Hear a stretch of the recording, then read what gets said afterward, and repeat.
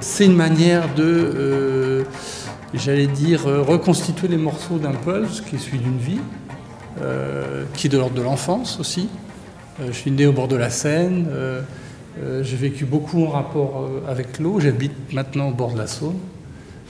Et je me suis rendu compte sur le tard à quel point ces mouvements, cette présence, ces promenades, ces souvenirs m'avaient...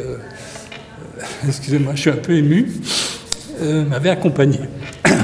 Il y a une deuxième histoire qui est forte, c'est l'histoire de notre rencontre, cher Philippe.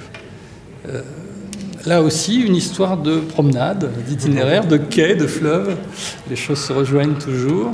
Une première conversation un peu timide, un peu réservée, et puis qui a abouti à cet objet que vous avez peut-être pu feuilleter. 3 ans de travail, de rencontres, de moments forts, de moments intimes, de moments publics, parce que ça, c'est nécessaire, de travail avec un éditeur qui nous ont amené vraiment, je crois l'un comme l'autre, à considérer beaucoup le travail de l'autre. Et bon, c'est un hommage au travail de Philippe, vous aurez pu déjà l'observer, le voir. Un travail d'une grande profondeur, mais il expliquera lui-même à quel point la gravure est un maître exigeant, ou une maîtresse exigeante, je ne sais pas si tu emploies au féminin.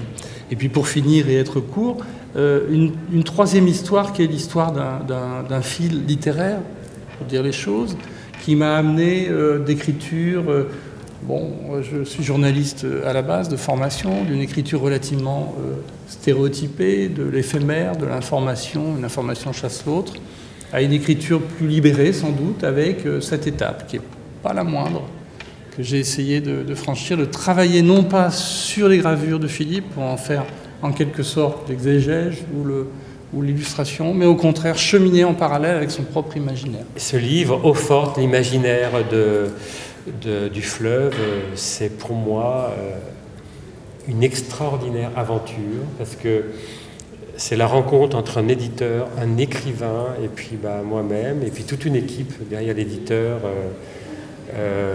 Et c'est un travail collectif, un travail commun, et je vous jure que ça a duré 3 ans. C'était un petit peu long, hein, mais le résultat est là, et je pense, comme dit Orsena, on sent l'amitié qui nous soude tous les trois.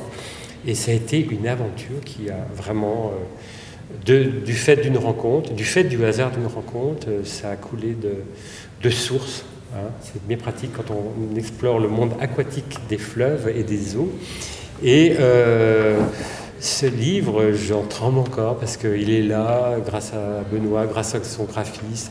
On a travaillé ensemble et c'est merveilleux. Voilà.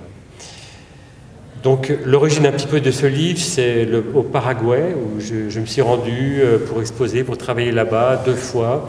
Et puis un jour, j'ai vu le Paraná qui s'écoulait en dessous de mon hôtel, et j'ai été pris d'un choc esthétique absolument, dont j'en tremble encore, tant c'était beau comme paysage. Et j'en ai fait la gravure d'ailleurs qui est représentée dans le livre. Et ce Paraná, c'est un immense fleuve, hein, un des plus grands d'Amérique du Sud. Et je l'ai vu dans des gorges vert tendre, avec pour l'infini le Brésil au loin. Et là j'ai dit, Philippe, tu fais un voyage magnifique en Amérique du Sud. Il faut absolument que tu le continues, que tu en gardes la trace par un livre. Et puis on m'a indiqué des adresses de la CNR, d'Éric Orsena. Et puis arrivé en France, j'ai mis ces idées derrière dans une partie de ma tête, jusqu'au jour où je rencontre Pierre au marché de la création. Et là, je lui raconte ce projet un peu avorté. Et là, il m'a dit, je connais l'éditeur. Moi, je suis intéressé par le monde des fleuves, le monde aquatique, des eaux, les villes, etc. Et c'est comme ça que finalement, le projet a pris corps dans l'atelier où on a rêvé de ce livre.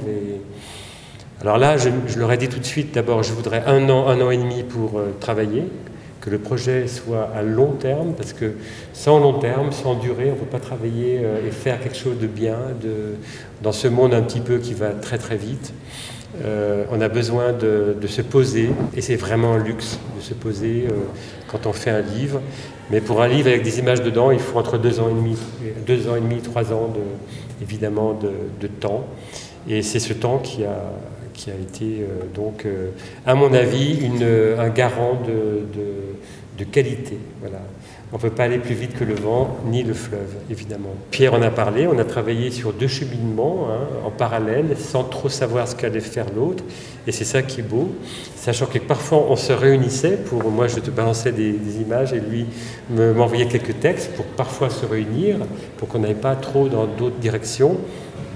Et puis après, il s'en est suivi ce moment extraordinaire où il fallait faire la maquette et assembler les textes, les mots et puis les images. Et là, ça a été avec Benoît Roux, parfois le graphiste, toi, moi souvent, parce que c'était des moments absolument jubilatoires où il fallait travailler sur les écrans et puis joindre les textes et là, c'était très très compliqué parce que les images n'étaient pas faites pour aller avec les textes et inversement, pour éviter donc la bête illustration comme tu l'as dit, ou disons l'illustration plutôt classique.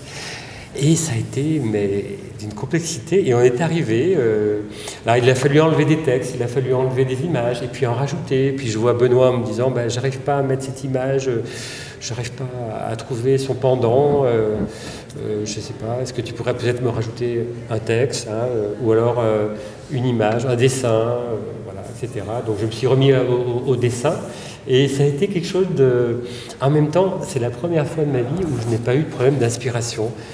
Peut-être parce que j'avais la confiance aussi de l'éditeur et de Pierre et que les images s'enchaînaient les unes aux autres pour la première fois de ma vie. Je sais si j'ai fait des images, mais peut-être que ce fleuve, quand j'ai vu le Paraná, en fait le Paraná m'a rappelé que j'aimais beaucoup les fleuves et que j'avais déjà gravé des fleuves pour en avoir vu, comme le Nil, comme le Hudson, comme le Saint-Laurent, etc. Donc, pour reprendre ce livre, j'ai travaillé en 2 démarches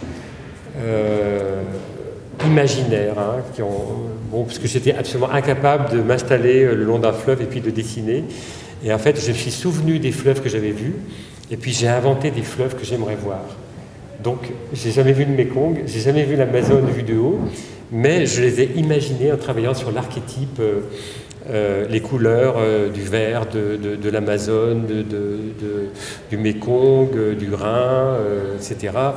Si je vous demande qu'est-ce que c'est que le Rhin, dans votre vision un peu, je veux dire, inconsciente, vous allez me parler d'un bourg, comment dire, des vignes, et puis surtout des tournants, et puis des grandes barges qui sont poussées par des petits bateaux à moteur puissant, et ça fait une vision un petit peu archétype du Rhin. C'est comme ça qu'on se l'imagine. Donc il est là-dedans, et alors bien sûr je l'ai vu, mais c'est comme ça que je le voyais. Enfin, voilà. Bon. Je ne vais pas terminer sur mon petit couplet écolo, c'est-à-dire à un moment donné, vous verrez, ça s'appelle « Le bateau est au milieu du fleuve ». Voilà. À partir d'une première gravure de Philippe qu'on a dupliquée. Et en fait, qu'est-ce qu'on essaye de dire? C'est qu'il y a quand même un petit peu urgence pour cette terre qu'on adore, en ce monde idéal, et que l'eau, c'est une des clés, bien sûr, absolument décisive. Donc l'extrait de « Le bateau est au milieu du fleuve », c'est un vieil adage qui, pour être complet, dit quand le bateau est au milieu du fleuve, il est trop tard pour réparer l'avarie. Et on espère qu'il n'est pas trop tard, bien sûr, pour réparer l'avarie.